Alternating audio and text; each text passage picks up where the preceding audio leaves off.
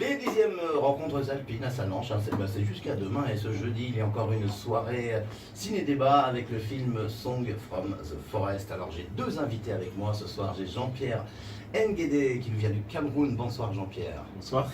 Ethnologue et anthropologue, et Thomas Pizer, président de l'association Aquaverde. Bonsoir. Bonsoir. Alors avec Jean-Pierre on va parler un peu du film car vous connaissez bien la région où ça a été tourné. Oui. Alors ce film, c'est des histoires vraies ou pas? Oui, c'est une histoire vraie. C'est un film qui a été tourné en Afrique centrale, dans le bassin du Congo, plus précisément à la RCA, la République centrafricaine. Donc en général, c'est une zone forestière qui est habitée par les Bantous et par les Pygmées. Alors vous étudiez d'ailleurs Oui. certaines de ces ethnies. Hein. Oui, j'étudie les Pygmées. Donc il faut dire que les Pygmées, c'est un nom générique à l'intérieur duquel on trouve plusieurs groupes ethniques. Par exemple, les Bayaka qui sont indexés dans le film. Il faut aussi dire que ce film est un bel exemple d'aller vers la différence pour briser l'indifférence en fait. Parce que l'histoire, en fait, c'est un Américain qui est tombé sous le charme grâce à une chanson. C'est ça l'idée. Exactement. C'est quelqu'un qui part de très loin, il vient en Afrique centrale, il découvre des populations avec des particularités et il décide de s'intégrer pour mieux appréhender la socioculture de ces gens. Et il est resté là-bas. Il est resté là-bas, il a fait d'ailleurs un enfant et voilà quoi, il a engagé certaines actions pour apporter une certaine construction sociale à ces populations. Et votre rôle, vous, en tant qu'ethnologue, comment ça se passe? Vous allez sur le terrain, rencontrer les Pygmées, comment ça se passe pour vous? Il faut dire que le travail d'un ethnologue ou alors de l'anthropologue, c'est d'abord le terrain. C'est-à-dire qu'il faut aller séjourner avec ces gens-là, apprendre leur langue, parce que c'est la porte d'entrée. Les gens doivent te faire confiance à partir de l'apprentissage de leur culture. Donc le travail d'un ethnologue, c'est d'aller sur le terrain, séjourner, s'immerger dans la socioculture pour mieux appréhender les us et coutumes. Et dans ce film, alors, il va poser plein de questions aux gens qui vont regarder le film. Genre, est-ce qu'on respecte ces gens? Est-ce qu'ils disparaissent? Est-ce que leur culture continue? Tout ça, c'est quand même des trucs hyper importants. Oui, c'est un ensemble de questions qui est posé. D'ailleurs, je fais une thèse à propos, c'est-à-dire ma thèse s'intitule « La résilience des peuples autochtones d'Afrique centrale face aux mutations socio-environnementales ». Parce que ces gens-là, c'est vrai qu'il y a pas mal de mots qui vont à l'encontre de leur intégration dans le monde moderne. Par exemple, la discrimination, la marginalisation et surtout la déforestation. Voilà, c'est toujours le même problème. Hein. Donc, tout le thème cette année, la forêt. Exactement. Donc, les rencontres alpines tombent à pic pour discuter de cette problématique qui est à cœur aujourd'hui. Bah merci Jean-Pierre. En tout cas, on va pouvoir vous poser des questions ce soir après le film. Donc on invite les gens à se retrouver au Ciné Mont Blanc à partir de 20h pour voir le film. Et dans un instant, on retrouvera Thomas Pizer qui est avec nous en parlant. Parce que lui aussi, Thomas, vous êtes ethnologue également? Non, pas tout à fait. Pas tout à fait. Moi, je viens du monde de la lutte contre la déforestation et j'ai été approché par un peuple en Amazonie. Donc d'autres pygmées. C'est une autre forme de peuple, mais qui vit aussi dans la forêt, dans la rainforest. Qui ont les mêmes problèmes. Bon, on en parle dans 2 minutes. A tout de suite. Alors, vous dites que vous êtes prêts? Attends, non, je la refais. Ah, le casque? Ouais, La Mano Negra sur Radio Mont Blanc, 18h17. Juste bloqué.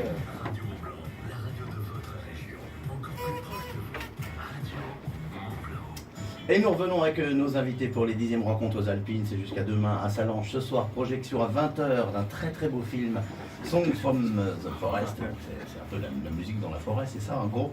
Et Thomas Pizer est avec moi. Alors Thomas, on en parlait il y a quelques minutes. Vous, c'est la démarche inverse. Ce sont pas des pygmées, mais qui sont venus vous chercher. Oui, tout à fait. C'est quand même bizarre, c'est rare ça. C'est un peuple premier d'Amazonie. En Amazonie, là on part, c'est dans un autre pays. On part en Amérique du Sud, Ouais. tout proche de la forêt brésilienne. Et ce peuple a décidé de montrer au monde qu'il est possible de gérer de la forêt de manière durable sur le long terme. Ils ont un plan sur 50 ans et ils cherchaient quelqu'un en international qui pourrait les aider à réaliser cela avec un projet de reforestation. Donc comment vous ont-ils rencontré? Eh bien, j'avais une petite association qui s'occupait déjà de reforestation dans d'autres parties du Brésil. Ouais. Et eh ben, imaginez qu'ils m'ont trouvé sur Internet. Comme quoi, Leur chef, Almir, est un féru d'informatique. Ils ont d'ailleurs dit nous avons troqué nos arcs et nos flèches contre des laptops. Pourquoi Et pas. ils nous ont trouvés sur Internet et j'ai reçu un jour un email en venant d'Amazonie qui disait « Je suis un chef d'Amazonie et je veux que vous nous aidiez à reforester parce que nous, on a quelque chose à montrer au monde. » ça c'est une très belle rencontre, comme quoi la modernité, et on peut arriver à faire de belles choses. Donc votre association a été créée en 2002 ? Notre association Aquaverde a été créée en 2002 et c'est en 2005 que j'ai rencontré le chef Almir pour la première fois. S'en est suivi une aventure que, quand je vois ce film que nous allons voir ce soir, eh bien c'est un peu le contre-pied parce que comme c'est eux qui sont venus me chercher, mais ils m'ont adopté aussi. Donc j'ai aussi vécu d'une certaine manière ce plongeon dans la forêt et la vie avec un peuple premier, leur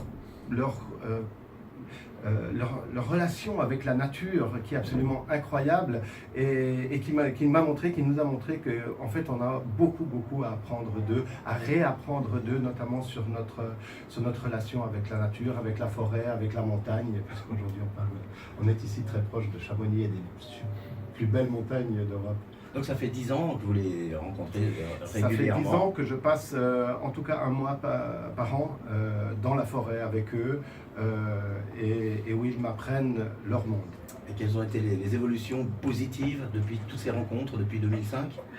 Alors ensemble, nous avons planté plus de 180 000 arbres un par un pour montrer qu'on peut reforester, qu'on peut utiliser la forêt de manière durable. Ça c'est un exploit pour un petit peuple qui n'a que 1400 arbres. Ça, c'est quand même grandiose. Surtout qu'ils vous ont rencontré grâce à Google, peut-être. En tout cas, je vous remercie. Donc, pour en savoir plus, on encourage tout le monde à aller ce soir voir ce superbe film. C'est une histoire vraie, on le rappelle. Hein. Et il y aura qui va représenter, Barbara ne sera pas là, mais tu vas pouvoir m'en dire. Oui, alors c'est Jean Laville qui est le président de l'association Nice Future avec laquelle nous sommes très liés parce que cette association travaille sur la transition ici chez nous et le lien se fait entre l'Amérique du Sud, entre le reste du monde et ici avec nos points de vue partagés. Le peuple Soroui partage nos réflexions sur le futur de notre société aussi et c'est absolument passionnant. Eh ben, j'espère qu'il y aura beaucoup de monde ce soir. Merci à vous. Merci à Jean-Pierre Nguédé qui est encore avec nous. Et merci à vous Thomas Pizer. Rendez-vous à 20h au Ciné Mont-Blanc à Sallanches. Très bonne soirée et au plaisir. Et c'est très bien, j'irai bien faire un tour là-bas aussi.